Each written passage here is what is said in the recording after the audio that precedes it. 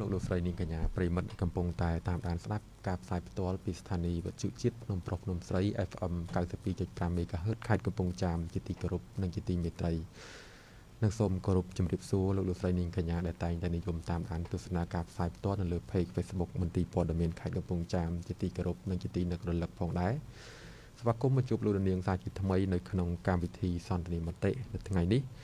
គឺថ្ងៃប្រហោះ7កើតខែស្រាបឆ្នាំខាលចត្វាស័កពុទ្ធសករាជ2566ត្រូវនៅថ្ងៃទី4ខែសីហាឆ្នាំ2022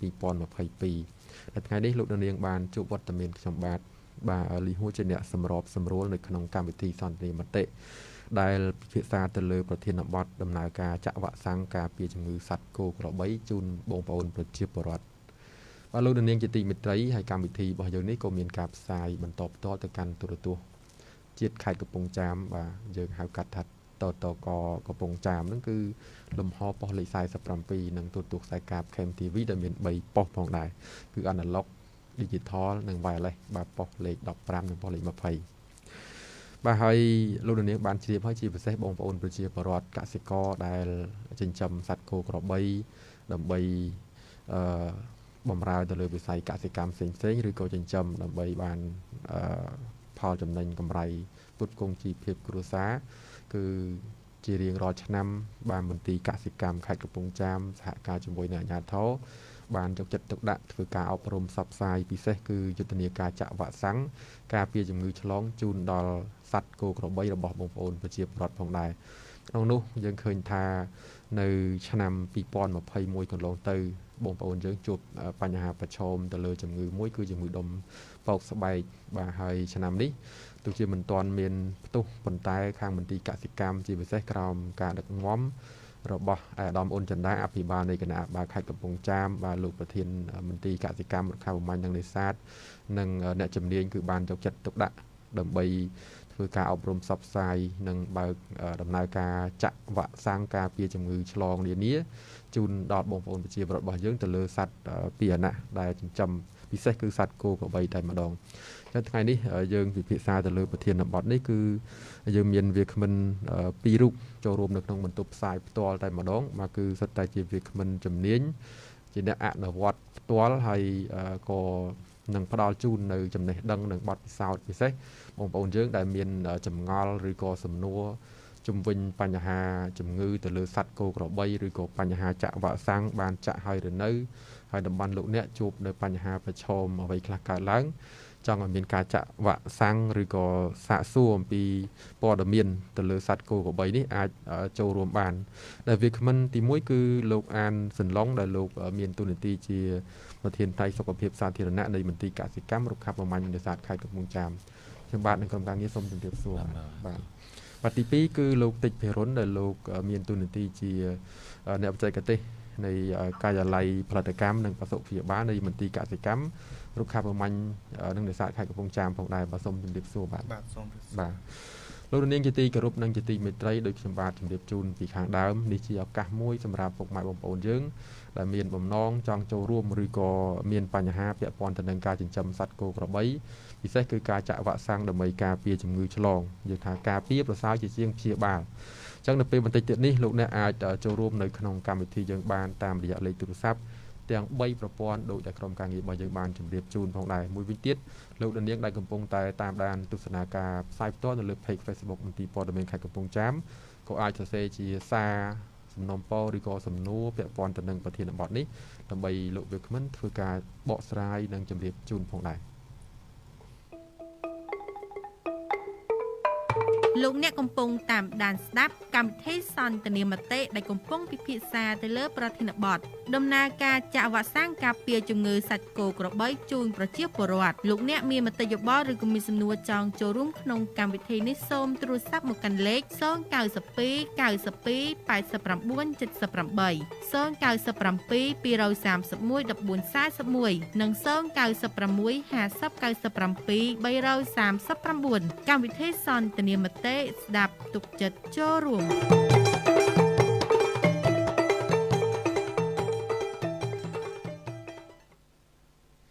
បាទប្រិយមិត្តជាទីមេត្រីនៅពេលនេះខ្ញុំបាទមុននឹងចាប់ផ្ដើមកិច្ចពិភាក្សានិងជូនសំណួរទៅកាន់លោកវាគ្មិនទាំងពីររូប ជាកិច្ចបឋមនេះសូមជូននីតិនេះទៅកាន់លោកអានសន្លងតើលោកមានមតិយោបល់ស្វាគមន៍យ៉ាងណាដែរទៅកាន់ប្រិមិត្តរបស់យើងមកសូមអញ្ជើញបាទជាបឋមខ្ញុំសូមគោរពដល់ទីព័ត៌មានខេត្តតែងតែផ្ដល់ឱកាសតាមរយៈមន្ទីរកសិកម្មបាទឲ្យខ្ញុំចូលជាវាគ្មិនដើម្បីផ្សព្វផ្សាយបច្ចេកទេសបាទដែលតេតឹងទៅនឹងសុខភាពសត្វរបស់ប្រជាពលរដ្ឋដែលគាត់ចិញ្ចឹមនៅឯមូលដ្ឋានបាទដែលគាត់តែងតែដង្ហោយហៅរកអ្នកបច្ចេកទេសដើម្បីជួយគាត់ដើម្បីការពារសុខភាពរបស់គាត់បាទជាក់ស្ដែងថ្ងៃនេះគឺថាយើងមកជួបគ្នាម្ដងទៀតបាទនៅក្នុងកម្មវិធីនិយាយពីការចាក់វ៉ាក់សាំងការពារជំងឺសត្វគោក្របីបាទនៅពេលរដូវភ្លៀងធ្លាក់នៅឆ្នាំ2022នេះបាទដើម្បីចែកជូនបងប្អូនប្រជាពលរដ្ឋហើយក្នុងនាមការដែលយើងការពារណាសុខភាពរបស់សត្វដើម្បីឲ្យសត្វហ្នឹងគឺថាជៀសផុតពីជំងឺ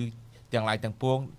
ដែលយើងដឹងហើយថាជារៀងរាល់ឆ្នាំមកថាឆ្នាំទៅមិញហ្នឹងគឺថាយើងមានការព្រួយបារម្ភខ្លាំងណាស់បាទដែលសត្វស្ទើរតែទាំងអស់ណាដែលកើតជំងឺដុំពកដូច្នេះឆ្នាំនេះគឺថាយើងមានវិធានការជាស្រេចដើម្បីចាក់ជូនប្រជាពលរដ្ឋអញ្ចឹងជាកិច្ចចាប់ផ្ដើមនេះសូមបងប្អូនទាំងអស់ចូលទស្សនាដើម្បីដឹងពីព័ត៌មានណាគេលោកមន្ត្រីជំនាញរបស់យើងចុះទៅជាបន្តនៅថ្ងៃខាងមុខទៀតបាទសូមអរគុណបាទសូមអរគុណបាទជាបន្តសូមជូនទៅកាន់លោកតិចរុនបាទសូមជម្រាបសួរបងប្អូនប្រិមិត្តបាទជាកសិករអ្នកចិញ្ចឹមសត្វគោក្របីទាំងអស់បាទអញ្ចឹងគឺដោយលោកគ្រូគាត់បានជម្រាបអញ្ចឹងគឺការពារផ្សាយជើងព្យាបាលអញ្ចឹងបងប្អូនជាពលរដ្ឋគួរតែយកចិត្តទុកដាក់ចំពោះវិស័យសុខភាពសត្វបាទដើម្បីកុំឲ្យឆ្លងជំងឺអញ្ចឹងនឹងខ្ញុំសូមអរគុណបាទសំណួរជាដំបូងសូមជូនទៅកាន់លោកអានសន្លងតែម្ដងចង់ដឹងថាកាលពីឆ្នាំ2021ដោយលោកគ្រូបានជម្រាបជូនអញ្ចឹងថាមានជំងឺកើតមានឡើងទៅលើសត្វគោក្របីគឺជំងឺដុំផុកលើស្បែកដល់ឡែកនៅឆ្នាំ2022នេះវិញគិតមកដល់ពេលនេះតើមានជំងឺឆ្លងរាលដាលទៅលើសត្វគោក្របីបងប្អូនប្រជាកសិករយើងដែរទេបាទក្រោយពីយើងឆ្នាំ2021ណាដែលកើតជំងឺដុំពកហើយចំខែហ្នឹងឆ្នាំទៅហើយក៏យើងបានឡើងផ្សព្វផ្សាយនៅក្នុងវិទ្យុនេះក៏ខែហ្នឹងដែរបាទព្រោះយើងកាន់ហ្នឹងគឺថាថ្ងៃ28ខែ6ចម្លើងដល់តែវាកើត7ថ្ងៃក្រោយថាទៅវាកើតដល់ជើងអញ្ចឹងមានន័យថាយើងត្រៀមដែរប៉ុន្តែដោយឡែកឆ្នាំនេះបាទយើងឃើញថាសត្វមិនទាន់មានការកើតជំងឺដុំពកនៅឡើយទេក៏តែមានដែរមានតែកូនសត្វតិចតួចបំផុតបាទរីឯសត្វធំដែលកើតហើយអត់ទាន់ឃើញមានទេបាទហើយការកើតលើក្រោយនេះគឺអត់ទៅមានបញ្ហាប្រហែលនេះដោយសារមេបានទទួលចាក់វ៉ាក់សាំងពីឆ្នាំទៅបានច្រើនបាទក្រោយវាចេញមកអញ្ចឹងយើងឃើញថាអត្រានៃការកើតគឺនៅមានកម្រិតទាបមែនទែនបាទអញ្ចឹងបើអញ្ចឹងបានជាយើងបាទត្រូវមានការវិធានការបាទប្រុងប្រយ័ត្នជាមុនបាទឧបមាថាបើសិនជាបងប្អូនមានបញ្ហាផ្នែកសុខភាពសត្វបងប្អូនឆាប់រាយការណ៍មកការឡាយជំនាញដើម្បីការឡាយជំនាញមានវិធានការនឹងចុះទៅជួយបងប្អូនជាបន្ទាន់បាទអញ្ចឹងសូមចាប់ពីថ្ងៃស្អែកឬខាងស្អែកនេះទៅវ៉ាក់សាំងយើងនឹងមកដល់ច្រើនបាទហើយនឹងបើកយុទ្ធនាការទ្រង់ទ្រាយធំតែម្ដងបាទអញ្ចឹងសូមបងប្អូនមេត្តារងចាំណាដឹកគោដឹកក្របីមកចាក់វ៉ាក់សាំងឲ្យតាន់ពេលវេលាជៀសវាងការកើតជំងឺអញ្ចឹងឆ្នាំនេះអត់ទាន់មានកើតជំងឺណាមួយដែលធ្វើឲ្យយើងមានការព្រួយបារម្ភទេប៉ុន្តែយើងក៏មានការព្រួយបារម្ភថាវាអាចនឹងមានជំងឺណាមួយកើតឡើងខុសពីនឹងដែរបាទអញ្ចឹងសូមអរគុណអញ្ចឹងជំងឺដូចជាសាទឹកអុតក្តាមអីក៏អត់ទាន់មានដែរបាទចំពោះជំងឺសាទឹកជំងឺអុតក្តាមអត់ទាន់មានទេបាទទោះជាមានក៏មានលឺសូតិចតួចណាតែបើជំងឺសាទឹកអត់តែម្ដងបាទដោយសារយើងជះវ៉ាក់សាំងបានច្រើនពីឆ្នាំកន្លងទៅហ្នឹងណាបាទច្រើនណាស់បាទអញ្ចឹងដូចជាមិនមានអ្វីដែលមានការភ័យព្រួយចំពោះជំងឺសាទឹកទេជំងឺអុតក្តាមក៏អញ្ចឹងដែរណាវាមានដែរតែមានតិចតួចបាទដោយសារយើងបានធ្វើវ៉ាក់សាំងដែរណាអញ្ចឹងជំងឺសាទឹកជំងឺអុតក្តាមជំងឺបុកខ្យល់ទៀតវាអត់ទាន់ជាមានកើតឡើងបាតុភិបអីដែលធ្វើឲ្យយើងមានការកត់សម្គាល់នៅឡើយទេបាទសូមអរគុណជាបន្តសូមជូនទៅកាន់លោកតិចបរុនដែរចង់ដឹងថាកន្លងមកជាពិសេសនៅឆ្នាំ2022នេះតែម្ដងតើខាងមន្ទីរកសិកម្មមានវិធានការយ៉ាងណាខ្លះដើម្បីត្រួតពិនិត្យនិងទប់ស្កាត់ការឆ្លងរាលដាលជំងឺនានាទៅលើសត្វគោក្របីបងប្អូនប្រជាពលរដ្ឋយើងនោះបាទសូមអរគុណបាទអញ្ចឹងតកតងទៅនឹងវិធានការទប់ស្កាត់ត្រួតពិនិត្យការឆ្លងរាលដាលនៃជំងឺសត្វគោក្របី បាទគឺខាងទីកសកម្មគឺបានដាក់ចេញនៅវិធានការ2គឺទី1វិធានការច្បាប់ទី2វិធានការបច្ចេកទេសទៅលើការទប់ស្កាត់ការឆ្លងរាលដាលនៃជំងឺនេះបាទអញ្ចឹងវិធានការច្បាប់គឺយើងមានអីខ្លះបាទទី1គឺលិខិតស្នាមផ្នែករដ្ឋបាលដូចជាយើងចេញប្រកាសឬក៏ទប់ស្កាត់ការឆ្លងរាលដាលនៃជំងឺបាទទី2យើងចេញញាប័ណ្ណប័ត្របាទអនាម័យសត្វនិងផលិតផលសត្វហ្នឹងសម្រាប់ធ្វើចរាចរណ៍នៅផ្ទៃប្រទេសគឺសត្វដែលមានសុខភាពល្អបានយើងចេញវិញ្ញាបនបត្រនឹងឲ្យហើយទី3នោះគឺយើងសហការជាមួយនឹងស្ថាប័នពាក់ព័ន្ធនៅក្នុងការទប់ស្កាត់ការឆ្លងរាលដាលនៃជំងឺហ្នឹងហើយទី2នោះគឺផ្នែកវិធានការបច្ចេកទេសគឺយើងបានបាទចូលរួមផ្សព្វផ្សាយបង្ការទប់ស្កាត់ការពារបានន័យថាទប់ស្កាត់កុំឲ្យយកសត្វឈឺហើយមួយទៀតនោះក៏យើងបានធ្វើដែរបើសិនណាមានជំងឺណាដែលឆ្លងពីគោក្របីឧទាហរណ៍ថាជំងឺអង្ត្រាក់អញ្ចឹងជាប្រភេទជំងឺសូណូសអញ្ចឹងក៏យើងធ្វើការតាមដានដែរបាទទី2គឺយើងផ្លាញចោលបាទសត្វដែលឈឺធ្ងន់ធ្ងរឧទាហរណ៍ថាវាងាប់ទៅដោយជំងឺដុំពកលើស្បែកឬក៏ជំងឺអីផ្សេងដែលមានហានិភ័យចំពោះសុខភាពសត្វឬក៏សុខភាពមនុស្សគឺយើងបំផ្លាញចោលហើយបាញ់ថ្នាំសម្លាប់មេរោគនៅតំបន់នោះបាទហើយមួយទៀតគឺយើងទប់ស្កាត់ចលនាសត្វបាទនេះទប់ស្កាត់ចលនាសត្វនៅកន្លែងដែលចិញ្ចូលហ្នឹងគឺយើងគ្រប់គ្រងបានទី4គឺយើងបង្កើតតំបន់គ្រប់គ្រងជំងឺឧទាហរណ៍ថាតំបន់ហ្នឹងផ្ទុះជំងឺអញ្ចឹងយើងមានក្រុមអន្តរាគមន៍សម្រាប់ចុះទៅពិនិត្យចុះទៅធ្វើ surveillance នៅតំបន់ហ្នឹងហើយក៏យើងធ្វើប្រព័ន្ធរាយការណ៍បាទយើងដាក់លេខ hotline ហើយយើងមានក្រុមការងារចាំទទួលការរាយការណ៍ពីខាងអាជ្ញាធរមូលដ្ឋានមកដែរបាទហើយមួយទៀតគឺយើងណែនាំទៅដល់អាជីវករឬក៏បងប្អូនជាពលរដ្ឋហ្នឹងគឺសម្រាប់សត្វនៅក្នុងទីសត្វគាតឋាន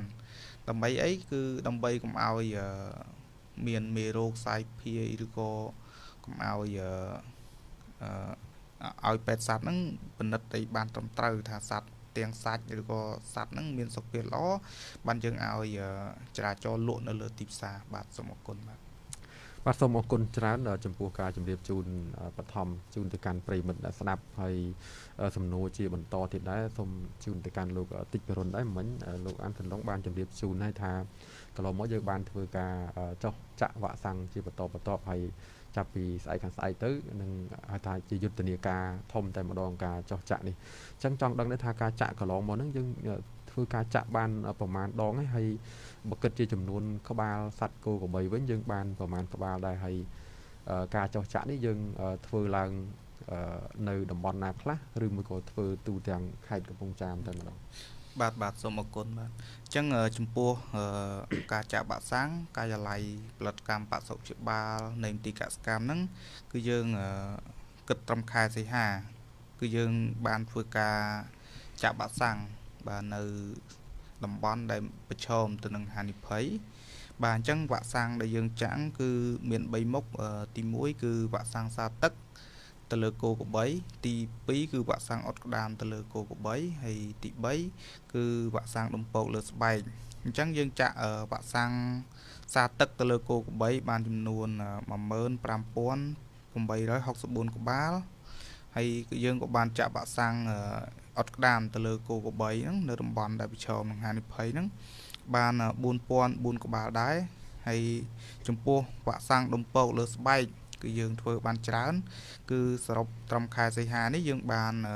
4160 ក្បាលបាទសូមអរគុណបាទសូមអរគុណបាទប្រិយមិត្តជាទីមេត្រីលោកនាងអាចចូលរួមនៅក្នុងកម្មវិធីយើងបានផងដែរហើយសំណួរជាបន្តសូមជូនទៅកាន់លោកអានសន្លងផងដែរចង់ដឹងថាចំពោះដូចជាយើងនិយាយពីជំងឺដុំពកលើស្បែកមួយចុះបើបងប្អូនយើងដែលគាត់បានចាក់វ៉ាក់សាំងទៅលើសត្វគោក្របីហើយគាត់ចាំបាច់យកមកចាក់ទៀតនៅក្នុងពេលនេះឬក៏មិនបាច់យកមកចាក់ទេបាទចំពោះវ៉ាក់សាំងដុំពកបើសិនជាបងប្អូនបានចាក់ហើយអញ្ចឹងមានន័យថាចាក់លើកទី1លើកទី2បាទណាបើសិនជាចាក់បានម្ដងដាច់ខាត់ត្រូវចាក់ម្ដងទៀត បាទថាដុកជំរុញណាអានឹងមកមានប្រសិទ្ធភាពអញ្ចឹងបងប្អូនណាដែលបានចាក់ម្ដងហើយអញ្ចឹងបើសិនគេចុះចាក់ម្ដងទៀតបងប្អូនត្រូវយកមកចាក់ម្ដងទៀតបាទបានទើបការពារបានហើយបើបងប្អូនណាមិនទាន់បានចាក់បាទសូមមកទទួលចាក់ដុសទី1ឲ្យហើយណាចំពោះគូក្របីនៅពេលថ្ងៃខាងមុខនេះយើងនឹងចាត់វិធានការចុះហើយបាទហើយវ៉ាក់សាំងយ៉ាងណាបាទឧបមាថានៅក្នុងចន្លោះនេះបាទឧបមាថាយើងចាក់វ៉ាក់សាំងដុំពោកអាទិត្យក្រោយស្រាប់ធ្លាក់វ៉ាក់សាំងសារទឹកមកទៀតបាទបងប្អូនត្រូវតែយកមកចាក់ទៀតឬក៏អាទិត្យក្រោយមកទៀតណាគេចុះទៅចាក់ម្ដងទៀតគឺមានន័យថាវ៉ាក់សាំងអត់ក្តាមបាទបងប្អូនដាច់ខាត់ទៅយកសัตว์មកចាក់ទៀតបាទអញ្ចឹងកុំឃើញថាចាក់ញយពេកខ្លាចមានបញ្ហាចេះបញ្ហាចឹងអត់ទេណាបាទចាក់កាន់តែច្រើនកាន់តែល្អពីព្រោះជំងឺសัตว์មានច្រើនយ៉ាងណាណាមិនមែនមានតែជំងឺមួយមុខពីរមុខទេបាទហើយវ៉ាក់សាំងក៏មានច្រើនដែរអញ្ចឹងខ្ញុំជឿថាស្អែកខាងស្អែកនេះវ៉ាក់សាំងមកច្រើនមុខបាទវាអាចមកដុំពកវាអាចមកសារទឹកនិងអត់ក្តាម3នេះណាបាទប៉ុន្តែគេមិនអាចចាក់មួយថ្ងៃទាំង3បានទេបាទគេត្រូវការចន្លោះពេលពីគ្នាណាបាទអញ្ចឹងគាត់នៅនេះជាការផ្សព្វផ្សាយនិងការជូនដំណឹងមួយបងប្អូនកុំមានការយល់ច្រឡំថាមកចាក់ដូចញាប់ពេកណាបាទអរគុណអញ្ចឹងមិនមែនថាចាក់វ៉ាក់សាំងម្ដងហ្នឹងអាចការពារទៅលើជំងឺជាច្រើនមុខដល់សត្វគោក្របីបានទេគឺទៅតាមប្រភេទជំងឺតាមប្រភេទវ៉ាក់សាំងទៀតបាទចំពោះវ៉ាក់សាំងណាវ៉ាក់សាំងមួយប្រភេទគឺការពារបានតែជំងឺមួយមុខទេបាទហើយវ៉ាក់សាំងគោក្របីភាគច្រើនគេច្រើនធ្វើគេហៅថា monovalent ណាបាទភាគច្រើន monovalent វាខុសពីវ៉ាក់សាំងសត្វលើសត្វដតីណាដូចជាឆ្កែដូចជាអីចឹងគេធ្វើច្រើនតែ tetravalent ឬក៏ដល់រហូតដល់6 valent ឥឡូវបាទអញ្ចឹងចំពោះវ៉ាក់សាំងគោគេច្រើនធ្វើ1 valent នេះមានន័យថាមួយមុខបាទបើសិនជាវ៉ាក់សាំងចាក់ដុំពកបើយើងចាក់ការពារដុំពកបាទតែវាឈឺសារទឹកបងប្អូនកុំយល់ច្រឡំថាហេតុអីបានចាក់វ៉ាក់សាំងហើយនៅតែសត្វមានជំងឺទៀតបាទអញ្ចឹងវ៉ាក់សាំងមួយមុខគឺការពារបានតែជំងឺមួយមុខទេបាទអញ្ចឹងហើយបានជារាជរដ្ឋាភិបាលណាដែលខំចំណាយថវិកាយ៉ាងច្រើនលើសលប់បាទដើម្បីទិញវ៉ាក់សាំងមកចាក់ជូនប្រជាពលរដ្ឋដោយអត់គិតថ្លៃនេះបាទមានន័យថាវ៉ាក់សាំងថ្លៃណាស់បើដុំពកផងមួយក្បាល 10000 ប្រហែលជាមិនចំណេញទេបាទពីព្រោះគេលក់នៅក្រៅលេង6 7 10ម៉ឺនទៅហើយណាបាទអញ្ចឹងបើសិនគេចាក់ព្រីបងប្អូនគួរតែចូលរួមចាក់ឲ្យបានគ្រប់មុខបាទជំងឺមួយមុខគឺការពារបានតែមួយមុខទេណាបាទមើលនិយាយពីឌីវ៉ាឡង់ទ្រីវ៉ាឡង់មិញលោកបងប្អូនពិបាកច្រឡំបាទអរគុណបាទសូមអរគុណបាទសូមអរគុណប្រិមិត្តជាទីគោរពនិងជាទីមេត្រីអញ្ចឹងបងប្អូនយើងដែលមានបំណងចង់ចូលរួមជាពិសេសអ្នកចិញ្ចឹមសត្វគោក្របីបាទអាចចូលរួមនៅក្នុងកម្មវិធីយើងបានព្រោះថាកាលពីឆ្នាំ2021ដោយលោកអានចន្លងបានជម្រាបជូនអញ្ចឹងគឺយើងធ្វើទាំងមុនពេលជំងឺដុំពកនេះផ្ទុះថាកើតឡើងនៅក្នុងខេត្តកំពង់ចាមរហូតដល់ជំងឺនេះកើតក៏យើងបានធ្វើផងដែរអញ្ចឹងប៉ុន្តែនៅតែពិបាកក្នុងការទប់ស្កាត់បាទយើងឃើញថាដូចជាលោកអានចន្លងលោកតិចពិរុនផ្ទាល់ហ្នឹងគឺឆ្នាំទៅហ្នឹងមកមានញឹកមែនតែនបាទទៅលើសកម្មភាពដើម្បីចុះព្យាបាលសត្វគោក្របីដែលកើតជំងឺដុំពករបស់ប្រជាកសិករយើងមិញលោកអានចន្លងបានជម្រាបជូនឲ្យថានៅពេលឆាប់ជាពិសេសគឺយុទ្ធនាការធ្វើឡើងចាប់ពីថ្ងៃស្អែកខាងស្អែកយើងទៅកន្លងមកយើងបានធ្វើការផ្សព្វផ្សាយឬក៏ជូនដំណឹងដល់ពុកម៉ែបងប្អូនយើងយ៉ាងម៉េចខ្លះដើម្បីឲ្យគាត់បានដឹងពីពេលវេលានៃការត្រៀមយកសត្វពាហនៈរបស់ពួកគាត់ហ្នឹងយកមកចាក់វ៉ាក់សាំងឲ្យបានតាមពេលវេលាកំណត់ឬក៏ឲ្យគាត់យល់ថាមិនមែនចាក់តែម្ដងនេះគឺចាក់ទៅតាមការកំណត់របស់គ្រូពេទ្យអីចឹងនោះបាទអរគុណមិញនេះមុនមកនេះគឺថាខ្ញុំបានពិភាក្សាជាមួយលោកប្រធានការិយាល័យបាទតើយើងយកវ៉ាក់សាំងមកយើងគួរតែមានយុទ្ធសាស្ត្រយ៉ាងណាដើម្បីផ្សព្វផ្សាយជូនទៅប្រជាពលរដ្ឋឲ្យបានដឹងឮជាមុនសិនបាទពីព្រោះវ៉ាក់សាំងជាងថ្លៃណាស់បាទអញ្ចឹងមិញនេះគឺថាយើងបានធ្វើការពិភាក្សាគ្នាហើយនៅពេលដែលវ៉ាក់សាំងមកដល់នៅថ្ងៃស្អែកនេះគឺថាខាងមន្ទីរកសិកម្មចេញលិខិតមួយបាទទៅដល់គ្រប់ស្រុកទាំងអស់ទៅជូនដំណឹងទៅដល់អភិបាលស្រុកដែលជាអាជ្ញាធរនៅទីនោះដើម្បីឲ្យគាត់បាទចេញលិខិតបន្តទៅដល់ថ្នាក់មូលដ្ឋានផ្សព្វផ្សាយដាក់គេហៅថាធ្វើកម្មវិធីដើម្បីចុះឲ្យកុំឲ្យថាយើងទៅធ្វើកន្លែងណាដោយគ្មានកម្មវិធីអញ្ចឹងមានន័យថាយើងធ្វើកម្មវិធីបានជាក់លាក់ឧបមាថាថ្ងៃហ្នឹងទៅភូមិកភូមិខភូមិអីចឹងទៅបាទអញ្ចឹងគឺថា យើងបានត្រៀមបំរុងមួយហើយណាយើងនឹងចេញកម្មវិធីនេះនៅថ្ងៃស្អែកឬក៏ខាងថ្ងៃនេះហើយបាទដើម្បីទៅឲ្យអាជ្ញាធរគេចាត់ចែងខ្លួនឯងបាទយើងមិនចឹងទេបាទយើងពីព្រោះអាជ្ញាធរនៅទីនោះដឹងថាកន្លែងណាបាទឃុំណាហើយយើងពីខេត្តទៅគ្រាន់តែជាអ្នកនាំពំនាំបច្ចេកទេសបាទទៅទេប៉ុន្តែក្នុងអាជ្ញាក្នុងមូលដ្ឋានដែលគាត់រស់នៅគឺមានភ្នាក់ងារសុខភាពសត្វភូមិយើងនៅទីនោះហើយនឹងមានពេទ្យសត្វស្រុកបាទហើយនឹងអាជ្ញាធរគោលលំដាប់ថ្នាក់ដើម្បីជួយគាត់ហើយអញ្ចឹងនៅពេលដែលធ្វើការផ្សព្វផ្សាយទៅកម្មវិធីចាក់វ៉ាក់សាំងវាអត់ពិបាកទេបាទដល់ប្រជាពលរដ្ឋទាំងអស់ដែលគាត់យកគោក្របីទៅចាក់ថ្នាំបាទអរគុណចំពោះគូពេទ្យដែលចាក់ហ្នឹងគឺគូពេទ្យនៅតាមមូលដ្ឋានតែម្ដងឬក៏ទៅពីមន្ទីរទៅដែរ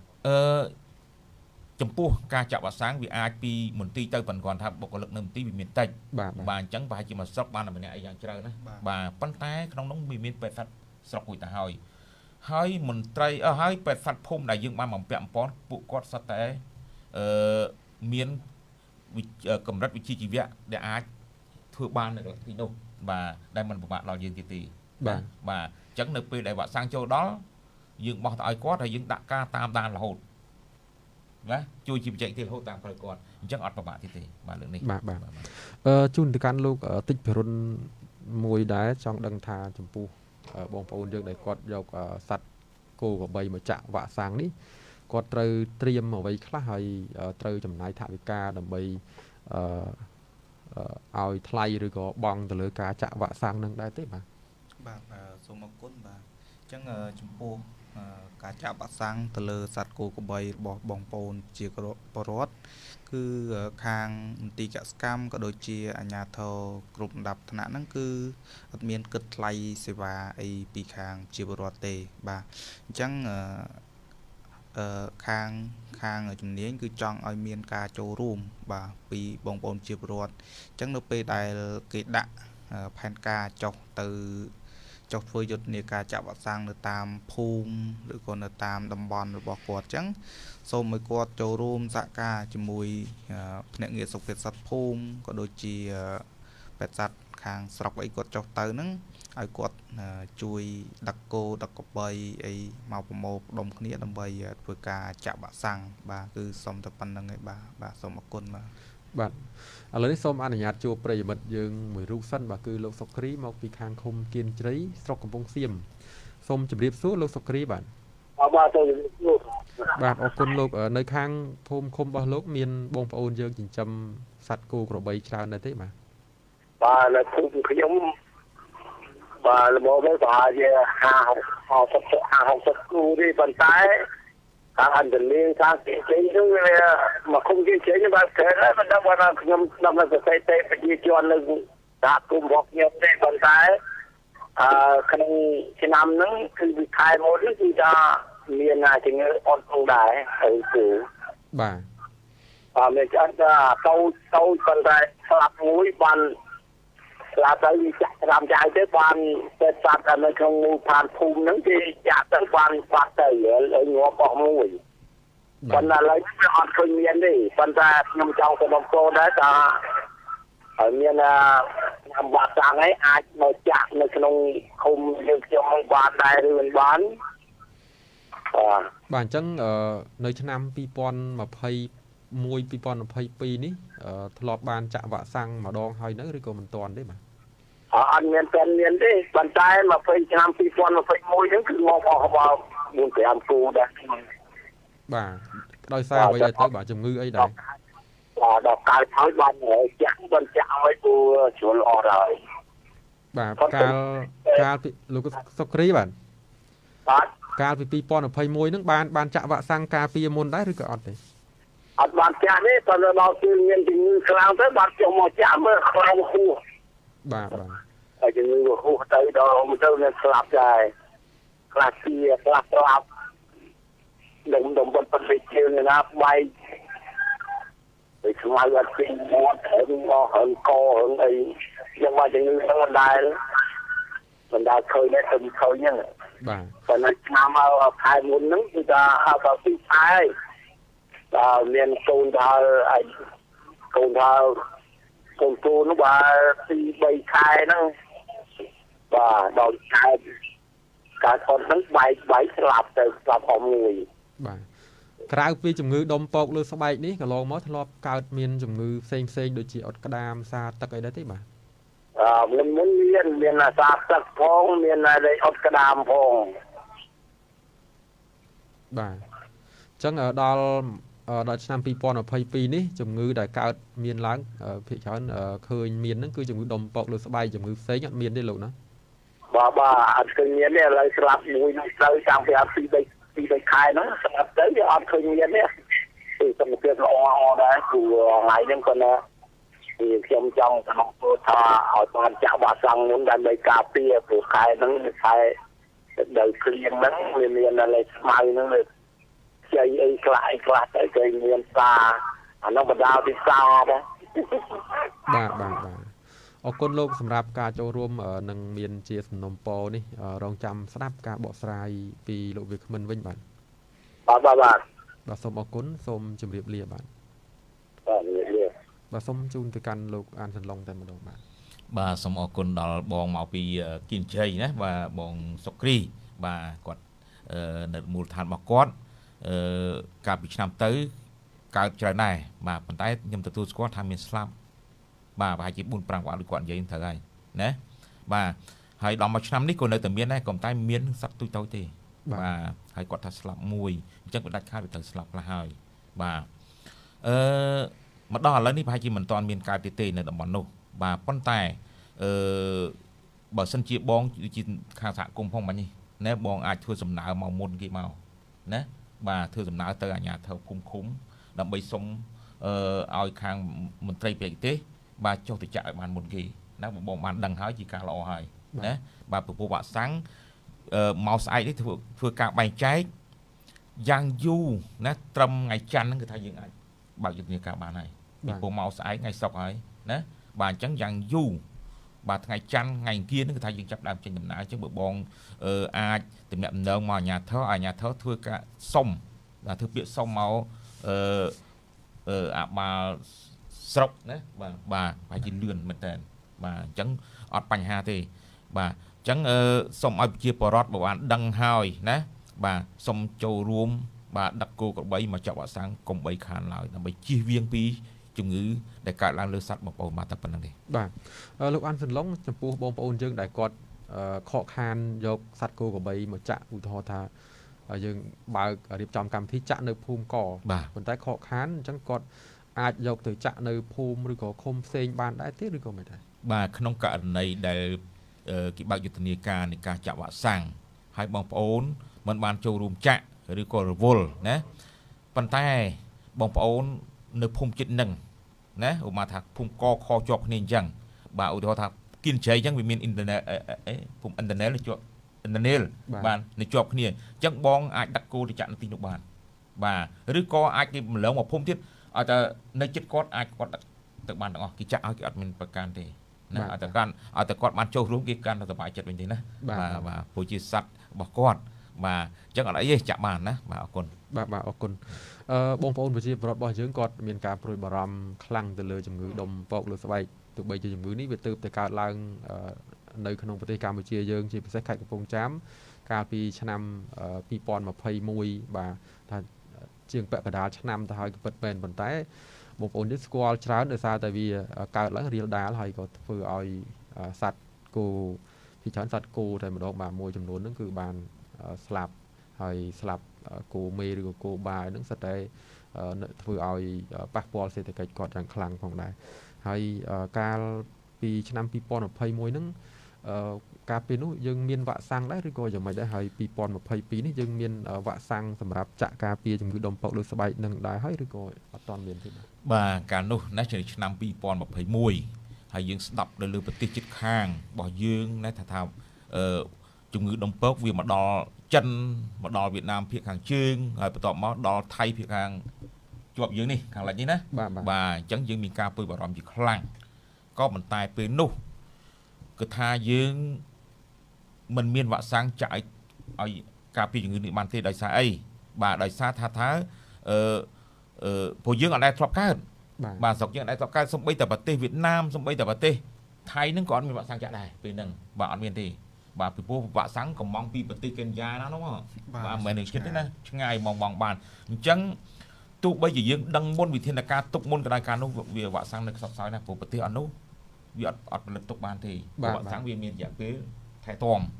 បាទអញ្ចឹងពេលហ្នឹងពេលដែលវាកើតហើយដូចបងនិយាយមិញហ្នឹងថាពួកវាកើតហើយបាទបានឲ្យយើងជំនះចិត្តទិញវ៉ាក់សាំងយកមកចាក់ហើយវ៉ាក់សាំងថ្លៃកាលហ្នឹងដូចជារត់ម្ដង25គោនឹងស្មើនឹង$50ណាស្មើ$50ហើយក៏មកទិញអត់ចង់បានទៀតអញ្ចឹងឯបានតែពេលនោះយើងសម្រាប់ចិត្តថាយ៉ាងណាត្រូវតែចាក់ទោះបីចាក់ឲ្យកើតក៏ត្រូវតែចាក់ដែរអត់មិនដឹងទប់ទល់តាមវិធីណាកាលហ្នឹងបាទព្រោះសត្វតែជារឿងថ្មីទាំងអស់ពេទ្យក៏ថ្មីអ្នកស្រុកក៏យករឿងថ្មីដែរបាទអញ្ចឹងដាច់ខាតជំនះចាក់ក៏តែការចាក់ក៏វានៅតែចេញដែរប៉ុន្តែសត្វណាដែលបានចាក់មុនមួយអាទិត្យអញ្ចឹងទៅវាមានភាពផ្សំខ្លះទោះបីចេញក៏ចេញស្រាលដែរកាលហ្នឹងបាទហើយបងប្អូនមានអារម្មណ៍ថាចាក់ឲ្យនៅតែចេញចាក់ឲ្យនៅអីវាត្រូវចាក់ឲ្យនៅតែចេញអញ្ចឹងណាដូចកូវីដចាក់នៅចេញក៏តែចេញស្រាលបាទអត់ធ្ងន់ធ្ងរទេហើយវ៉ាក់សាំងគោក៏ដូចគ្នាណាបាទហើយឲ្យឆ្នាំទៅហ្នឹងគឺថាយើងទៅរកវ៉ាក់សាំងហ្នឹងមិននឹងថារកតាមវិធីសាស្ត្រណាបាទហើយតម្រាំទៅរដ្ឋាភិបាលសម្រាប់ចិត្តណាទិញវ៉ាក់សាំងពីព្រោះយើងមិនស្រួលណាលុយហើយណាជួបវិបត្តិកូវីដផងណាជួបជំងឺដុំពើផងបាទស្ទះដែរណាឆ្នាំទៅហ្នឹងណាបាទខ្ញុំជឿថាពិបាកដែរអញ្ចឹងឆ្នាំនេះយើងមិនដូចឆ្នាំទៅទេបាទមេរៀនវាបានបង្រៀនយើងរួចហើយអញ្ចឹងឆ្នាំហ្នឹងគឺថាយើងទប់ទល់បានតាំងពីដើមឆ្នាំមកដូចរបាយការណ៍លោកបងប្អូនវិរុនបាននិយាយមកអញ្ចឹងណាយើងបានចាក់បដៅប៉ុន្តែមិនចំកន្លែងណាដែលបងប្អូននិយាយមកអញ្ចឹងទេបាទប៉ុន្តែបានចាក់ហើយបាទនឹងបន្តទៅទៀតបាទនឹងតទៀតបាទរួមទៅគឺមានវ៉ាក់សាំងសម្រាប់ការពារចាក់ការពារជំងឺដុំពកបាទពីឥឡូវនេះមានណាសម្រាប់ឆ្នាំទៅអត់មានទេប៉ុន្តែមានដែរមានកំពុងតែកើតបាទលោកតិចភិរុនចំពោះបងប្អូនប្រជាកសិករជាពិសេសអ្នកចិញ្ចឹមសត្វគោក្របីតែម្ដងក្រៅពីការចាក់វ៉ាក់សាំងហើយតើគាត់គួរតែមានវិធីការពារឬក៏ធ្វើម៉េចទៅលើសត្វពីអាណារបស់ពួកគាត់ហ្នឹងគឺថាកុំថាចាក់វ៉ាក់សាំងហើយយើងមិនមានការថែទាំក៏វាអាចនឹងកើតជំងឺដែរអញ្ចឹងគាត់គួរតែធ្វើមិនខ្លះទៅតាមលោកជាអ្នកបច្ចេកទេសអាចជំរាបជូនប្រិយមិត្តយើងបានទេបាទអញ្ចឹងសូមអរគុណបាទអញ្ចឹងតកតងទៅនឹងធានការការពារបាទធានការធ្វើម៉េចឲ្យសត្វរបស់យើងមានសុខភាពល្អបាទអញ្ចឹងចេះតកតងទៅនឹងជំងឺដុំពកលើស្បែកបាទអញ្ចឹងជំងឺហ្នឹងបាទលក្ខណៈពិសេសរបស់វាគឺបាទឆ្លងតាមរយៈពួក vector ដែលយើងអាចស្គាល់ថាពពួកមូសពួករុយអាបោមអីហ្នឹងបាទអញ្ចឹងពួកហ្នឹងជំងឺហ្នឹងវាឆ្លងទៅតាមពួកហ្នឹងអញ្ចឹងដែលពិបាកក្នុងការគ្រប់គ្រងបាទអញ្ចឹងមានតែបងប្អូនជាពលរដ្ឋម្ចាស់សត្វហ្នឹងគឺយើងធ្វើម៉េចកុំឲ្យពួកមូសរុយអាបោមហ្នឹងមកខំគោក្របីយើងបានដោយយើងអាចធ្វើវិធានការសាមញ្ញដោយយើងអាចប្រើជាភ្នក់បំពួកឲ្យមានផ្សែងទៅដើម្បីការពារគោក្របីរបស់យើងពេលថ្ងៃអញ្ចឹងទៅបាទហើយពេលយប់បាទបងប្អូនមានលទ្ធភាពទេអាចដាក់គោក្របីរបស់គាត់ហ្នឹងនៅក្នុងមុងបាទដើម្បីកុំឲ្យមានពពួកអាបោមពួកអីហ្នឹងទៅខាំបានបាទហើយមួយវិញទៀតហ្នឹងគឺត្រូវផ្ដល់បាទដូចចំណៃបាទដូចជាស្មៅបាទចំបើងឬក៏សារធាតុបន្ថែមហ្នឹងធ្វើម៉េចឲ្យគោរបស់យើងហ្នឹងបាទមានសុខភាពល្អបាទហើយថែទាំជាពិសេសនោះគឺចំពោះសត្វក្មេងឬក៏កូនសត្វហ្នឹងយើងត្រូវចាក់វ៉ាក់សាំងកូនលើកូនសត្វក្មេងឲ្យបានទៀងទាត់ដោយសារអីពួកសត្វហ្នឹងគឺសុខភាពរបស់វាខ្សោយអញ្ចឹងអីកាលណាមានជំងឺមកគឺពួកសត្វក្មេងគឺទទួលរងគ្រោះមុនគេបាទហើយសត្វក្មេងហ្នឹងងាយនឹងស្លាប់ដោយសារជំងឺថ្មីចូលមកឧទាហរណ៍ថាយើងមើលជំងឺដុំពកលើស្បែកហ្នឹងគឺឈឺហើយងាប់ច្រើនផុតគឺទៅលើសត្វកូនសត្វតូចបាទសត្វក្មេងហ្នឹងហើយដូចជាជំងឺសាទឹកឬក៏ជំងឺអុតក្តាមផងដែរនៅពេលដែលកើតឡើងអញ្ចឹងអាសត្វធំវាអត់សូវមានហានិភ័យទេអញ្ចឹងអាសត្វតូចហ្នឹងគឺអត្រាងាប់ខ្ពស់ទៅលើប្រភេទជំងឺអ ចឹងសូមឲ្យបងប្អូនជាពលរដ្ឋយកចិត្តទុកដាក់ក្នុងការថែទាំសុខភាពសត្វរបស់បងប្អូនជាពលរដ្ឋព្រោះបើសិនជាយើងការពារបានគឺបានន័យថាវាជួយសេដ្ឋកិច្ចគ្រួសាររបស់យើងនឹងបានច្រើនប៉ុន្តែបើយើងមិនបានការពារទេប្រឡែងវាចោលមិនមានការមើលថែវាដាក់ទឹកដាក់ស្មៅយកទៅចាក់វ៉ាក់សាំងឬក៏មើលវាទេគឺអាចខាត់បងច្រើនបាទសូមអរគុណបាទសូមអរគុណសង្ឃឹមថាបងប្អូនប្រជាពលរដ្ឋជាពិសេសកសិករដែលចិញ្ចឹមសត្វគោក្របីឬក៏បងប្អូនយើងដែលមានជាកសិដ្ឋានដែលជាដើមហ្នឹងកាន់តែមានការចូលរួមបន្ថែមទៀតតាមការណែនាំរបស់លោកតិចពរុនផងដែរសូមបង្វែរជូនមកកាន់លោកអានសន្លងវិញផងដែរសម្រាប់បងប្អូនជាកសិករយើងដែលគាត់មិនបានយកសត្វគោក្របីមកចាក់វ៉ាក់សាំងប្រសិនបើឧទាហរណ៍ថាជំងឺដុំពកលើស្បែកជាជំងឺយើងមើលទៅថាវារាងកាចទៅចុះតើបើសិនជាវាកើតយើងអាចព្យាបាលជាដែរឬក៏អត់ទេបាទតាមពិតជំងឺដុំពកនេះគឺថាតាមការសិក្សាស្រាវជ្រាវដែលគាត់មិនបានចាក់វ៉ាក់សាំងបាទតែកាលណាមិនបានចាក់វ៉ាក់សាំងជំងឺនេះនៅតែកើតដដែលលើសត្វរបស់គាត់ណាបាទអញ្ចឹងសួរថាបើសិនជាកើតតើយើងអាចព្យាបាលបានដែរឬទេណាប៉ុន្តែយើងបានដឹងហើយថាជំងឺដុំពកវាកើតមែនប៉ុន្តែអត្រានៃការស្លាប់តែ2 ទៅ 4% ទេបាទមិនច្រើនទេប៉ុន្តែយើងអាចប្រើថ្នាំអង់ទីប៊ីយោទិកមួយចំនួនទៅតាមខាងអគ្គបេក្ខសត្វដែលគាត់បានផ្សព្វផ្សាយហ្នឹងគឺថាយើងធ្វើតាមគាត់ឃើញថាបានជោគជ័យច្រើនពីកន្លងមកបាទអញ្ចឹងជំងឺនេះថៃបិទវាកើតច្រើនមែនប៉ុន្តែគ្រាន់តែថាធ្វើឲ្យប៉ះពាល់ដល់ស្បែកសោភ័ណភាពរបស់វាទេណាបាទប៉ុន្តែវានឹងជាមកវិញនៅរយៈពេល21ថ្ងៃក្រោយបាទបន្ទាប់ពីវាឈឺហើយគប់ផ្សំនឹងការព្យាបាលនៅថ្នាំអង់ទីប៊ីយោទិកមួយចំនួនផងបាទ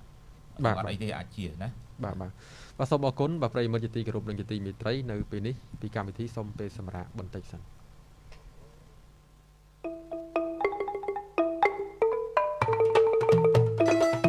កម្មវិធីសន្ទនាមតិមានគោលបំណងលើកកម្ពស់អភិបាលកិច្ចល្អមូលដ្ឋានដោយបង្ហាញពីគណនេយ្យភាពតម្លាភាពរបស់អាជ្ញាធរមូលដ្ឋានទៅកាន់ប្រជាពលរដ្ឋនិងផ្ដល់សម្លេងឲ្យប្រជាពលរដ្ឋបញ្ចេញពីកង្វល់នានាក្នុងការរស់នៅប្រចាំថ្ងៃកម្មវិធីសន្ទនាមតិផ្សាយផ្ទាល់នៅវិទ្យុជាតិភ្នំប្រុសភ្នំស្រី FM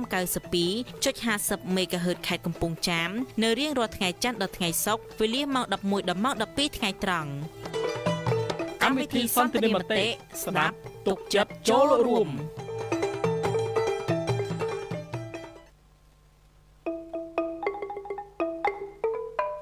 លោកអ្នកកំពុងតាមដានស្ដាប់កម្មវិធីសន្ទនាមតិដែលកំពុងពិភាក្សាទៅលើប្រធានបទដំណើរការចាក់វ៉ាក់សាំងការពារជំងឺសាច់គោក្របីជូនប្រជាពលរដ្ឋលោកអ្នកមានមតិយោបល់ឬក៏មានសំណួរចង់ចូលរួមក្នុងកម្មវិធីនេះសូមទូរស័ព្ទមកកាន់លេខ092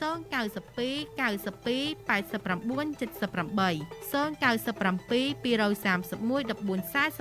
1441និង096 50 97 339កម្មវិធីសន្ទនាមតិស្ដាប់ទុកចិត្តចូលរួម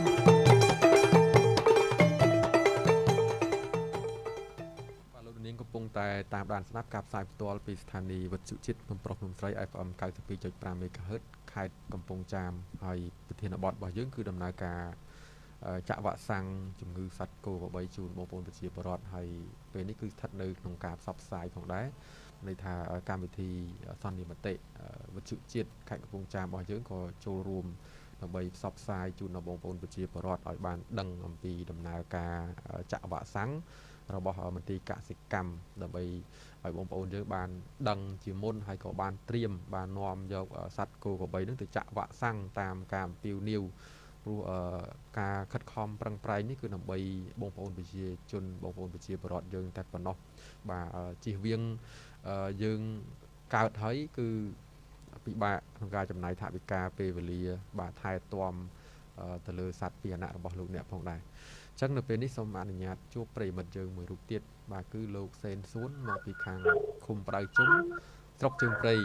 បាទសូមជម្រាបសួរលោកសេនសួនបាទសូមជម្រាបសួរបាទអរគុណលោកសម្រាប់ឱកាសចូលរួមនៅពេលនេះបាទនៅខាងលោកមានបងប្អូនយើងគាត់ចិញ្ចឹមសត្វគោក្របីច្រើនដែរទេបាទមានច្រើនណាស់បាទលោកផ្ទាល់មានចិញ្ចឹមដែរទេបាទខ្ញុំអត់ទេបាទខ្ញុំអត់បានចិញ្ចឹម បាទនៅខាងលោកហ្នឹងកន្លងមកធ្លាប់ជួបប្រទះនៅជំងឺឆ្លងទៅលើសត្វគោក្របីដែរទេបាទ បាទកន្លងមកចាំទៅអាចជំងឺពេញខ្មៅហ្នឹងណាមួយពីខ្លួននេះចាំហ្នឹងអត់ទាន់អីទេ បាទអញ្ចឹងឆ្នាំទៅធ្លាប់កើតមានជំងឺដុំពកហ្នឹងដែរ បាទតោងបាច់ទៅបាញ់បាត់ហើយ បាទក្រៅពីជំងឺដុំពកហ្នឹងជំងឺផ្សេងទៀតធ្លាប់កើតមានដែរទេបាទ ហើយហ្នឹងមើលតាមចំណាំដល់ខែហ្នឹងអាខែ8ខែ8 9ហ្នឹងវាឆ្លងទៅតាមសាទឹក តាមទល់សាយហ្នឹងណា បាទហើយឆ្នាំនេះមានខាងមន្ត្រីជំនាញយើងធ្វើការផ្សព្វផ្សាយឲ្យបងប្អូនប្រជាពលរដ្ឋរបស់យើង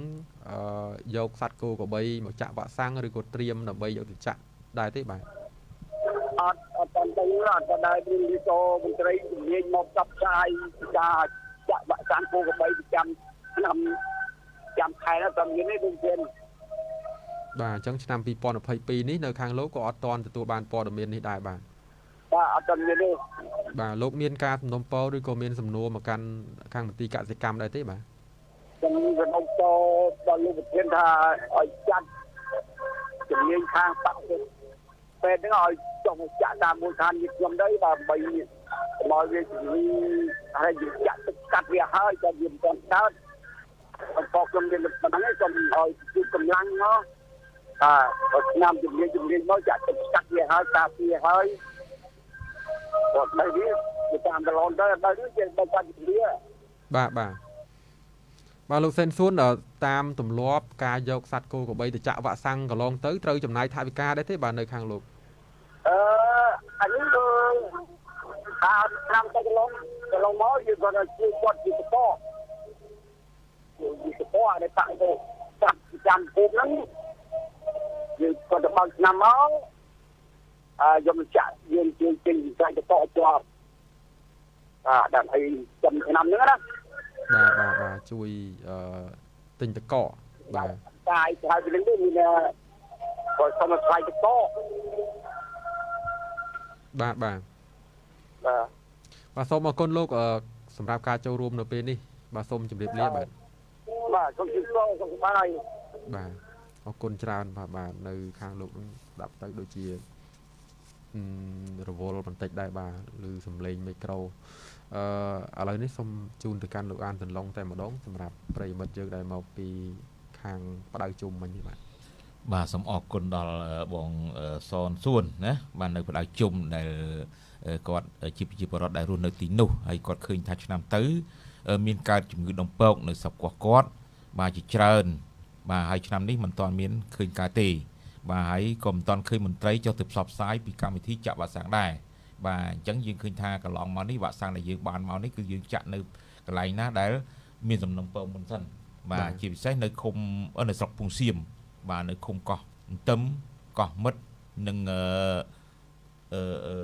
កោះរកាណាយើងធ្វើបាន3ឃុំមួយទៅហើយបាទអញ្ចឹងដូចខ្ញុំបានជម្រាបមិញអញ្ចឹងថាយើងដាក់លិខិតជូនទៅអាជ្ញាធរមូលដ្ឋានហើយអាជ្ញាធរមូលដ្ឋាននឹងលើកកម្មវិធីខ្លួនឯងបាទពីព្រោះយើងផ្ដល់វ៉ាក់សាំងទៅតាមនឹងឲ្យបាទរីឯការយឺតយ៉ាវចាប់ពីអាទិត្យក្រោយនេះគឺមិនមែនខាងជំនាញយើងទេគឺលើអាជ្ញាធរហើយបាទព្រោះយើងបានចែកជូនទៅតាមនឹងណាបាទអញ្ចឹងក៏សូមចូលរួមបញ្ញាក់ស្មារតីដល់ប្រជាពលរដ្ឋក៏ដូចជាអាជ្ញាធរភូមិឃុំជាពិសេសណាក្រោយពីការបោះឆ្នោតទៅគឺឃើញថាយើងចូលកាន់តំណែងរៀងៗខ្លួនហើយបងប្អូនគួរតែណាយើងមិនថាទៅបន្តគាត់ណាបាទគួរតែលើកគម្រោងបាទពីកម្មវិធីចាក់វ៉ាក់សាំងបាទជូនប្រជាពលរដ្ឋគឺថាបងប្អូនអាចគេថាអាជ្ញាធរឃុំនឹងអាចធ្វើលិខិតសំណើសុំជារៀងរាល់ឆ្នាំមកមិនបាច់ចាំថាតើថាមន្ត្រីជំនាញចុះទេគឺថាអាចធ្វើមកលើកកម្មវិធីមកបាទដោយសហការជាមួយពេទ្យភូមិពីព្រោះឥឡូវហ្នឹងយើងឃើញថាមេឃុំមួយចំនួនដែលបោះឆ្នោតអាណត្តិនេះខ្ញុំឃើញថាភាគច្រើនជាពេទ្យសត្វភូមិណាបាទពេទ្យសត្វភូមិឡើងច្រើនណាបាទសិតតែពេទ្យសត្វភូមិអញ្ចឹងគាត់ដឹងហើយអញ្ចឹងគាត់គួរតែលើកគម្រោងបាទធ្វើសំណើសុំថ្នាំសុំអ្នកបច្ចេកទេសដើម្បីចុះទៅជួយគាត់អានឹងជាការប្រសើរមែនទែនតែម្ដង បាទតើតើមានការចូលរួមសហការគ្នាបាទបើសិនតែចាំមន្ត្រីខេត្តដែលមានចំនួនមិនដល់20នាក់ផងនេះมันអាចធ្វើតន់ពេលវេលាបានទេបាទអញ្ចឹងបើសិនជាគាត់មានចេះលើកកម្រងបាទដើម្បីជួយប្រជាពលរដ្ឋក្នុងភូមិរបស់គាត់ដែលគាត់ខំបោះឆ្នោតឲ្យនេះបាទអញ្ចឹងបើសិនយើងបានធ្វើកម្រងនឹងឲ្យបានលឿនមកធ្វើដំណើរបានលឿនមកបាទមកថ្នាក់ស្រុកហើយថ្នាក់ស្រុកហ្នឹងយើងទម្លាក់ឆ្នាំទៅក្នុងអាទិត្យក្រោយនឹងហើយអញ្ចឹងបើសិនជាយើងចេះបែងចែកបែបនេះហើយក្នុងនៅមូលដ្ឋានរបស់គាត់ហ្នឹងរួមទាំងគាត់ផងជាភ្នាក់ងារសុខភាពសង្គមដែរណាពីច្រើនយើងឃើញថាអាណត្តិនេះគឺថាមេឃុំឡើងពីពេទ្យសត្វគុំច្រើនអញ្ចឹងអត់ទៅបញ្ហាប្រហែលទេណាអត់ទៅបញ្ហាទេបាទអញ្ចឹងសូមអរគុណតែប៉ុណ្្នឹងឯង កម្មវិធីចុះចាក់វ៉ាក់សាំងនេះយើងចុះទៅធ្វើរហូតដល់ចាក់អស់គោក្របីហ្នឹងឬក៏យើងទៅធ្វើយុទ្ធនាការតែមួយព្រឹកឬក៏តែមួយថ្ងៃទេក្នុងមួយភូមិមួយឃុំចេះក្នុងមួយភូមិហ្នឹងគឺថាយើងទៅបើកកម្មវិធីតែមួយថ្ងៃទេបាទទៅភូមិកអញ្ចឹងតែមួយថ្ងៃទេបាទបន្ទាប់មកគាត់ចេះធ្វើខ្លួនឯងហើយបាទអញ្ចឹងអត់បញ្ហាទេណាបាទកន្លងមកយើងយើងឧទាហរណ៍ថាធ្វើប្រហែលថ្ងៃមុននេះនៅឃុំកោះរកាណាយើងបើកយុទ្ធនាការរួចហើយបាទយើងធ្វើតែមួយភូមិកោះគល់ទេតែបន្តមកទៀតភូមិដទៃគឺទៅតាមគ្នាហ្មងបាទមិនអញ្ចឹងទេបាទទៅតាមអញ្ចឹងពេទ្យសត្វភូមិដែលមានក្នុងឃុំរបស់គាត់3 4នាក់ហ្នឹងគឺថាចែកបុកពុយនេះចង់ធ្វើបាទអញ្ចឹងអត់ពិបាកផងឥឡូវបាទតាំងពីមានយើងដុំពើមកដាក់វ៉ាក់សាំងទៅកន្លែងហ្នឹងអស់កន្លែងហ្នឹងស្រួលមែនតើណាបាទអរគុណមួយទៀតសូមឲ្យលោកអានសន្លងជួយជម្រាបជូនបន្តិចដែរប្រសិនបើបងប្អូនយើងគាត់ខកខានយកមកចាក់វ៉ាក់សាំងហើយវ៉ាក់សាំងនេះមានលក់នៅលើទីផ្សារដែរទេហើយគាត់អាចទិញយកមកចាក់ខ្លួនឯងឬក៏ទិញយកមកជួលពេទ្យសត្វឲ្យចាក់ឲ្យទៅតាមពេលវេលាថាដូសទី1ដូសទី2ទី3អញ្ចឹងបានដែរឬក៏អត់ទេបាទកន្លងមកគឺថានៅតាមដេប៉ូថ្នាំសត្វទាំងអស់គេមានលក់បាទអញ្ចឹងរវាងវ៉ាក់សាំងរដ្ឋដែលគេជួយនឹងហើយនឹងវ៉ាក់សាំងលក់ដូចគ្នាណាអត់មានខុសគ្នាព្រោះផលិតតែប្រទេសតែមួយទេបាទអញ្ចេះបើសិនជាបងប្អូនមិនចាក់មិនតាន់តែបងប្អូនមានលទ្ធភាពពេលខ្លះណាបាទគាត់អាចទិញខ្ញុំចាក់បានជួលគេចាក់បានណាអានោះកម្រៃសេវាខាងក្រៅហើយបាទប៉ុន្តែបើផ្លូវការរដ្ឋគេអត់យកលុយទេណាគេចាក់ជូនទៅទេហើយកន្លងមកណាយើងឃើញថាវាមានប្រជាពលរដ្ឋដែលស្រឡាញ់សត្វបាទដែលចិញ្ចឹមសត្វយកអានឹងទៅជាដើមទុនជាមុខរបរគឺគាត់ស្វែងមែនទែនបាទនៅពេលដែលវ៉ាក់សាំងរដ្ឋគេថាខ្វះតម្រូវការមិនអាចទិញមកតាន់អញ្ចឹងគាត់ទិញខ្លួនឯងបានទៅចាក់ខ្លួនឯងបានបាទអញ្ចឹងយើងឃើញថាមានច្រើនដែរកន្លងមកប៉ុន្តែគាត់ថាវាមិនមានរបាយការណ៍ជាក់លាក់ដោយសារគាត់ទិញខ្ញុំចាក់ខ្លួនឯងណាបាទអញ្ចឹងអរគុណដែរដែលបងប្អូនមានការភ្ញាក់រលឹកខ្ពស់បាទហើយចំណាំមើលទៅប្រជាពលរដ្ឋដែលគាត់យល់ដឹងខ្ពស់នឹងហើយដែលសត្វរបស់គាត់មិនសូវជាមានបញ្ហាទេណាអញ្ចឹងមានការលូតលាស់បានល្អជាងគេបាទហ្នឹងខ្ញុំសូមលើកសរសើរណាបាទប៉ុន្តែបើសិនជាមានវ៉ាក់សាំងរត់ចុះទៅទៀតគាត់អាចដឹកគោគាត់យកចាក់ថែមទៀតបានអត់មានបញ្ហាទេហិតតែល្អប្រសើរណាបាទអរគុណមែនតើដែលគាត់ចំណាយលុយដល់ច្រើនលើសលប់ដើម្បីទិញវ៉ាក់សាំងយកមកចាក់ខ្លួនឯងណាបាទហ្នឹងជាការល្អមែនតើហើយអញ្ចឹងសម្រាប់ដែលបងប្អូនមិនមានលទ្ធភាពទិញបាទគាត់តែដឹកគោចូលពេលដែលគេទៅចាក់វ៉ាក់សាំងបងប្អូនគ្រាន់តែចូលរួមដឹកគោមកចាក់មកបានហើយណាប៉ុន្តែកន្លងមកមានកន្លែងខ្លះពិបាកដែរណាបញ្ហាប្រឈមមួយគាត់អត់ទៅយល់ណាបាទអញ្ចឹងអរគុណបាទសូមអរគុណបាទយើងនៅសល់ពេលវេលា10នាទីទៀតអញ្ចឹងប្រិយមិត្តយើងអាចចូលរួមនៅក្នុងកម្មវិធីយើងបន្តទៀតបានផងដែរមិញលោកអានសន្លងបានជម្រាបជូនថាកិច្ចការងារគឺសំខាន់ទៅលើកិច្ចសហការពិសេសគឺអាជ្ញាធរមូលដ្ឋានដែលជាភ្នែកជាច្រមុះជាឪពុកម្ដាយបាទឬក៏យើងនិយាយឲ្យស្រួលស្ដាប់ទៅគឺអ្នកបម្រើប្រជាពលរដ្ឋនៅក្នុងមូលដ្ឋាននោះតែម្ដងអញ្ចឹងសម្រាប់កិច្ចសហការនេះខាងមន្ទីរកសិកម្មនឹងជំរុញឬក៏ធ្វើយ៉ាងណាបន្ថែមទៀតដើម្បីឲ្យខាងអាជ្ញាធរមូលដ្ឋានហ្នឹងគាត់ស្វះស្វែងឬក៏សហការគ្នាជាមួយនឹងមន្ទីរកសិកម្មដើម្បីឲ្យយើងមានវ៉ាក់សាំងហើយប៉ុន្តែប្រសិនបើកិច្ចសហការមិនបានល្អគោក្របីរបស់ប្រជាពលរដ្ឋហ្នឹងក៏ពិបាកក្នុងការទទួលវ៉ាក់សាំងនេះដែរបាទដូចជាកិច្ចសហការផ្សព្វផ្សាយអីជាដើមនោះបាទចំណុចនេះជាចំណុចសំខាន់ណាដែលមកដល់ពេលនេះគឺថាប្រទេសយើងកំពុងតែមានសន្តិភាពពេញប្រទេសអញ្ចឹងអាជ្ញាធរចាប់ពីត្រឹមនេះទៅគាត់គួរតែស្វែងយល់ឲ្យបានច្រើនណាកុំចាំថាតតមន្ត្រីបច្ចេកទេសពីលើដាក់ទៅឲ្យបានយើងធ្វើការអត់ទេគឺនៅឯមូលដ្ឋានមានហើយណាហើយបងប្អូនគួរតែចូលរួមស្ដាប់តាមការផ្សព្វផ្សាយរបស់វិទ្យុជាតិព្រំប្រំសីផង បាទដើម្បីមានព័ត៌មានមួយច្បាស់ពីព្រោះมันអាចផ្សព្វផ្សាយបានទាំងអស់ក្រៅពីវិទ្យុទេបាទអញ្ចឹងថ្ងៃនេះគឺថាយើងផ្សព្វផ្សាយទូលាយដូចខ្ញុំបាននិយាយអញ្ចឹងថាអាជ្ញាធរទាំងអស់ណាក្រោយពីប្រជាពលរដ្ឋបោះឆ្នោតគ្រប់គ្រងបាទយ៉ាងលើសលប់ទៅឲ្យគាត់ហើយអញ្ចឹងគាត់គួរតែតបស្នងទៅប្រជាពលរដ្ឋវិញតាមរយៈការចូលរួមណាបាទធ្វើកម្មវិធីបាទចាក់ថ្នាំការពារដល់ការពារសុខភាពសត្វរបស់ប្រជាពលរដ្ឋបាទដើម្បីឲ្យសត្វប្រជាពលរដ្ឋកុំឲ្យមានជំងឺបាទនេះជាការតបស្នងដ៏ធំធេងហើយពីព្រោះវ៉ាក់សាំងនេះថ្លៃណាបាទថ្លៃមែនតើអញ្ចឹងបើសិនជាมันមានការចូលរួមពីអាជ្ញាធរទេយើងក៏ពិបាកនឹងធ្វើដែរបាទសំខាន់អាជ្ញាធរអញ្ចឹងពីយុទ្ធសាស្ត្រពីកន្លងមកយើងថាអាងតែយើងប៉ុន្តែឥឡូវនេះខ្ញុំអត់គិតអញ្ចឹងទេថាសំខាន់ជាងគេគឺអាជ្ញាធរតែម្ដងដែលគាត់មានស្វ័យភ្ញាក់រលឹកដោយខ្លួនឯងបាទពីព្រោះមានក្រុមរក្សាច្រើនណាស់ណាបាទអញ្ចឹងយើងគួរប្រជុំគ្នាលើកផែនការមកបាទទោះបីខេត្តមានមិនមានមិនក៏យើងបានឆ្លើយតបថាឥឡូវមិនមានទេចាំថ្ងៃនេះបាទបើទៅគាត់អត់លើកមកសោះពីកន្លងមកស្ងាត់ឈឹងណាអញ្ចឹងហើយខ្ញុំចាប់ពីស្អែកនេះខ្ញុំបានយើងនឹងឆ្លងប្រធានការឡៃតែយើងគួរតែពីត្រឹមនឹងទៅធ្វើការសហការគ្នាយ៉ាងម៉េចជាមួយអាជ្ញាធរភូមិឃុំដើម្បីឲ្យគាត់បាទសហការមួយយើងបានល្អបាទជាបន្តពីឥឡូវនេះទៅចាំបាច់កុំចាំបាច់ថាតើតែមានអសន្នហើយបានយើងស្ទុះស្ទាអញ្ចឹងដែរបើយើងឃើញថាកន្លងមកអញ្ចឹងដែរអាជ្ញាធរភូមិឃុំមួយចំនួនឬក៏គាត់មិនបានដឹងព័ត៌មានមិនទេណាសัตว์ឈឺងាប់ហើយចង្ការអត់ដឹងទៀតពីខ្លះប្រជាពលរដ្ឋទេដែលការមកហើយទៅចាំពេលសัตว์ពីខេត្តពីស្រុកទៅត្មងគឺថាគ្នាអត់ដឹងទេវាច្រើនតំបន់ពេកបាទហើយมันអាចជ្រាបបានទេលុះត្រាតែបងប្អូននៅឯមូលដ្ឋាននោះហើយដែលជាអ្នកដឹងហើយជាអ្នករាយការណ៍ផ្ទាល់បាទហើយបើបងប្អូននៅក្នុងភូមិឃុំនៅក្នុងមិនដឹងផងមកខ្ញុំនេះទៅមិនដឹងណាចង្ការគាត់ជាបំពេញថាក៏មានដែរជួបបាទនឹងវាជាស្ដាយអញ្ចឹងហើយចឹងកម្មវិធីចុះចាក់វ៉ាក់សាំងកន្លងមកហ្នឹងអត់ដែលមានសំណើពីភូមិឃុំមកទេគឺមន្ទីរជាអ្នករៀបចំកម្មវិធីបើកយុទ្ធនាការចុះចាក់តែម្ដងបាទចេះកាលឆ្នាំកាលពីយើង8ជាងរហូតមកគឺយើងភូមិឃុំសហការគ្នាបានល្អបាទប៉ុន្តែក្រោយមកហ្នឹងគឺថាដូចយើងឆ្ងាយគ្នាតិចដែរប៉ុន្តែពីឥឡូវទៅយើងវិលទៅរកភាពដើមទៅវិញបាទអញ្ចឹងចាប់ពីទំនេះទៅយើងនឹងឲ្យគាត់ហ៊ានធ្វើដំណើរយើងពីដែលយើងចុះទៅមូលដ្ឋានយើងបំផុសគាត់ឲ្យមានការយល់ដឹងណាពីពុំត្រីអស់នេះសិតតែចុះមូលដ្ឋានទាំងហ្នឹងឯងបាទទៅនៅទនេបាទអញ្ចឹងខ្ញុំជឿថាចាប់ពីឆ្នាំនេះទៅយើងត្រូវតែអនុវត្តជាមួយអាជ្ញាធរភូមិឃុំដើម្បីឲ្យអាជ្ញាធរភូមិឃុំពីថ្ងៃពីនឹងទៅឲ្យគាត់ភ្ញាក់រលឹកមកខ្លួនឯងវិញណានឹងចឹងមិនតាន់ពេលវេលា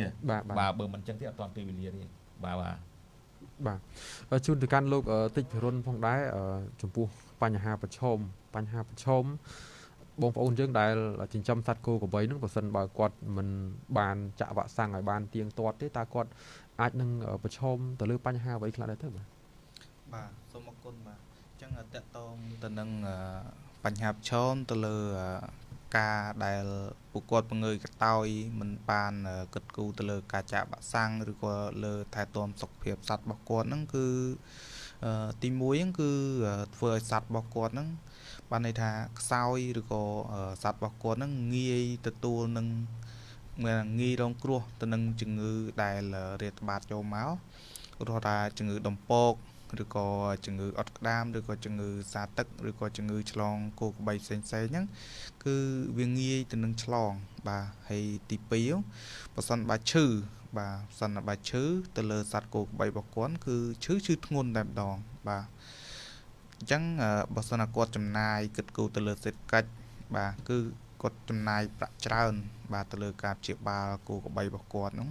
បាទហើយយើងដឹងស្រាប់ហើយការព្យាបាលបើសិនណាឈឺធ្ងន់ការសង្គ្រោះរបស់បសុពេនគឺ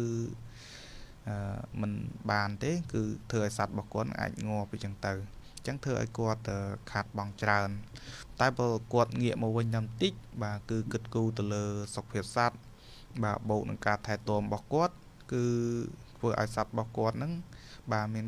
បានន័យថាចាំនោះមានសុខភាពល្អហើយគាត់អាចយកថវិកាដែលពីការលក់សត្វរបស់គាត់ហ្នឹងទៅផ្គត់ផ្គង់គ្រួសារឲ្យរីកចម្រើនបានបាទតាមរយៈការចិញ្ចឹមសត្វហើយមួយវិញទៀតគឺយើងធ្វើម៉េចចូលរួមជាមួយមន្ត្រីជំនាញបើថាយើងចិញ្ចឹមសត្វមិនថាសត្វគោក្របីជ្រូកមាន់ទីអីទេបាទគឺមន្ត្រីជំនាញផ្នែកផលិតកម្មបសុខជាបាលហ្នឹងគឺគាត់មានវគ្គបណ្ដុះបណ្ដាលមានអីច្រើនអញ្ចឹង ចឹងសំណូមពរឲ្យជាពលរដ្ឋនឹងចូលរួមជាមួយនឹងអាជ្ញាធរមូលដ្ឋានអាជ្ញាបានន័យថាជាមួយជំនាញបាទឲ្យធ្វើម៉េចឲ្យស្គាល់ជំនាញទៅបាទគឺអាចធ្វើឲ្យសត្វរបស់បងប្អូននឹងបានមានសុខភាពល្អបាទសូមអរគុណ បាទសូមអរគុណច្រើនជានីតិបញ្ចប់ផងដែរសូមជូនទៅកាន់លោកអានសន្លងផងដែរជា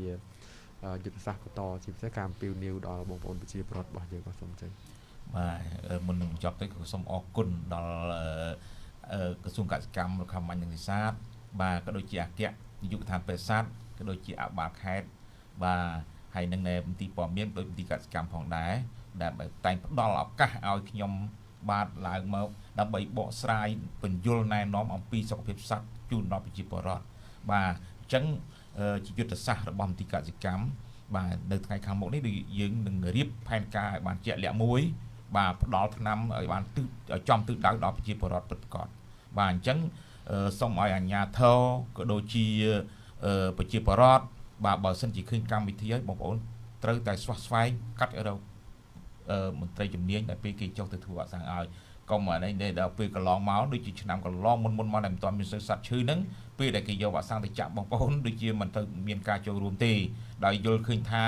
នៅពេលសត្វមិនមានជំងឺពួកពេទ្យសត្វឈើមជ្រួលមកចាក់សត្វឲ្យពួកគាត់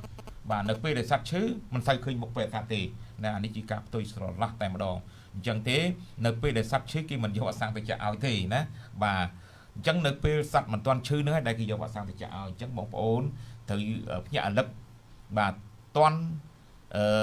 សត្វមិនទាន់មានជំងឺចូលមកដល់ពីព្រោះយើងឃើញថារដូវនេះជារដូវវស្សា